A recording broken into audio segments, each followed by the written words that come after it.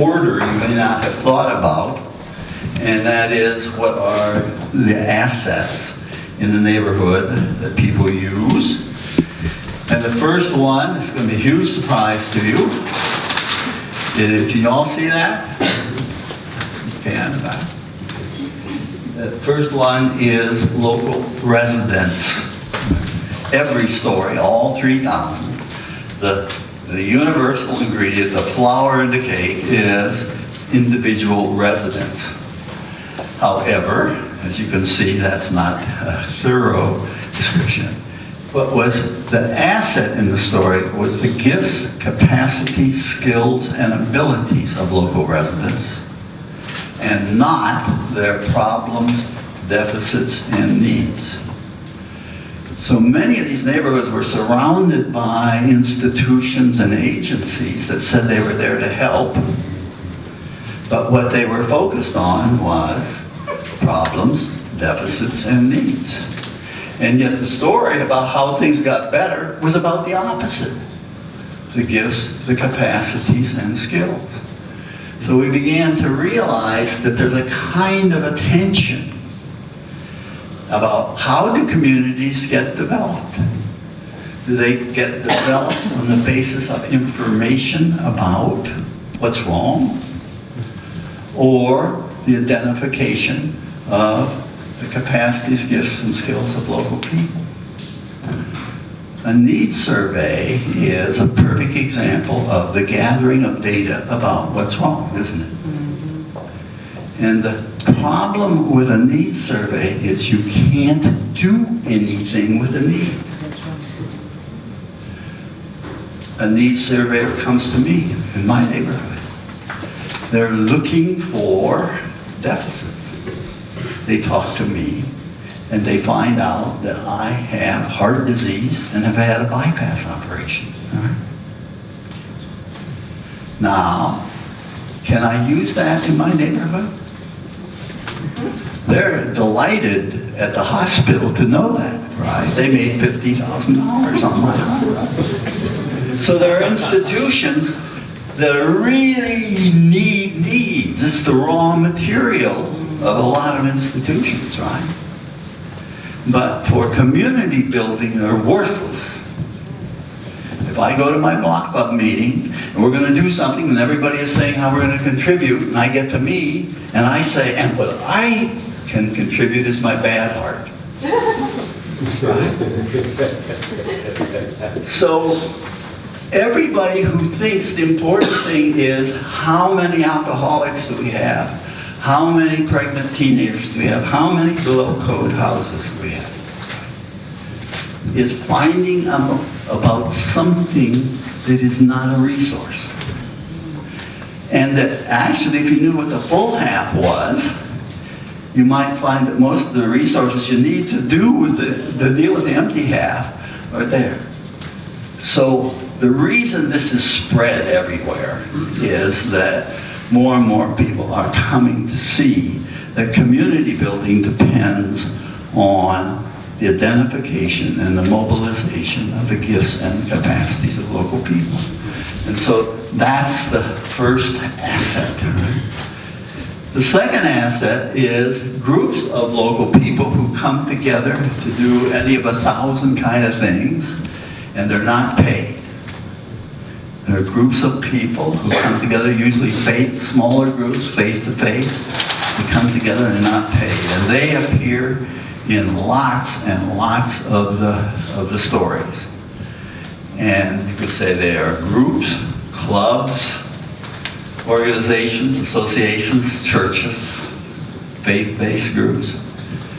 And more than half of the initiatives we collected started with these groups.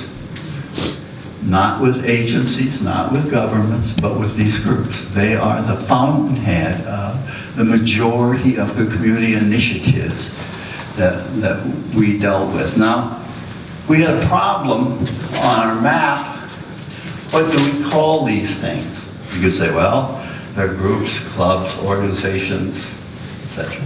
But it turns out in the university there is a name for these groups, and it is associations. So we have adopted that name, and we say the second asset is the associations, smaller face-to-face groups. The members do the work and are not paid, although they could have a paid member, an organizer, a secretary, a pastor, right? But the essence is the members do the work and they're not paid. Now, I have something here that I'm going to show you that you can't read, right? Because it's too small. So I have to read it to you. But so you will know what it is that we mean by associations.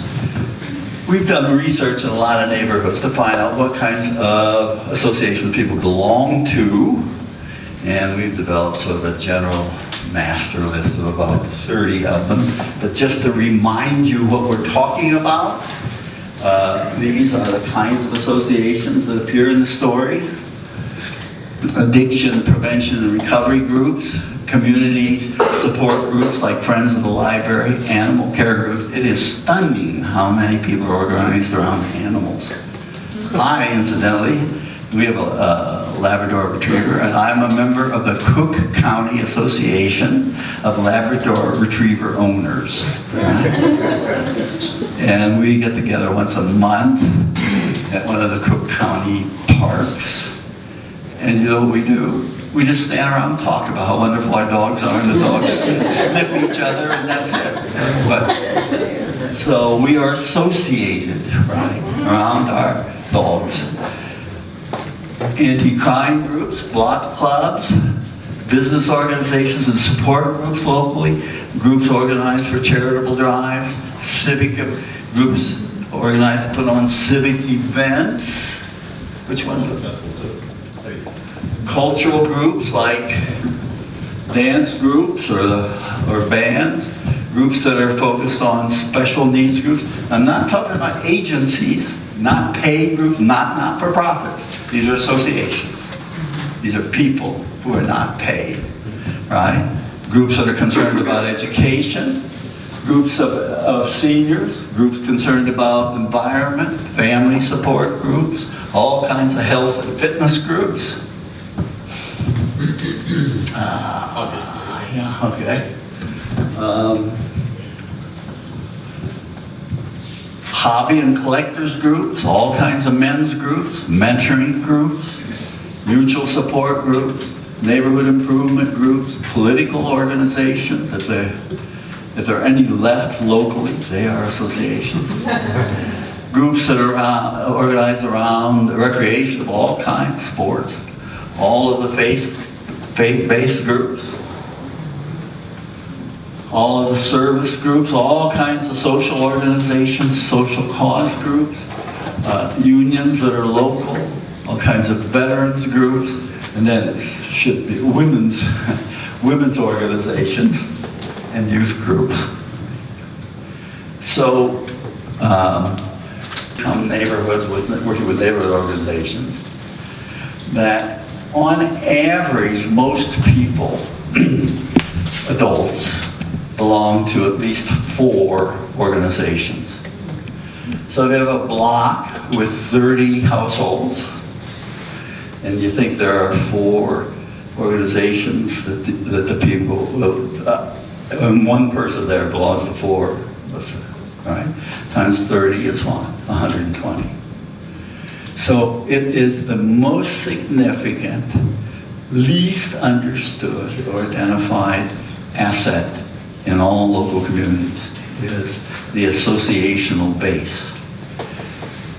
And for those of you who know Alinsky organizing, I know you do, you were there in the old days, Alinsky organizing is putting together an association of associations. A neighborhood group not of individuals, but of associations. And that was his great wisdom, that if you really want to have a powerful local group, then what you want to do is understand this map and get those kind of groups together. So if we when I was organizing a neighborhood now, held the annual meeting, and at the annual meeting, I wanted to make sure that everybody who was a member was visible. I was not showing individuals. We would have placards for each group.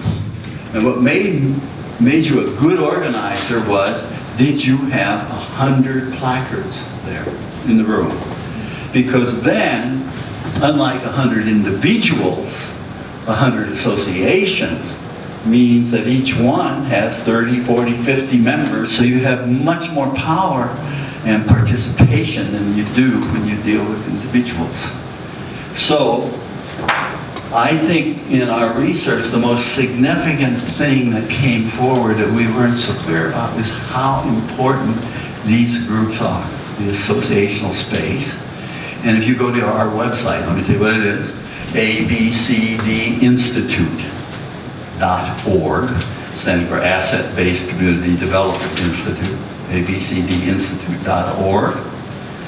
And look under publications, you'll see a publication that is a simple guide to identify associations in a local neighborhood, but it has a funny name. It is called New Tools for Child Health, a pediatrician's guide to local associations.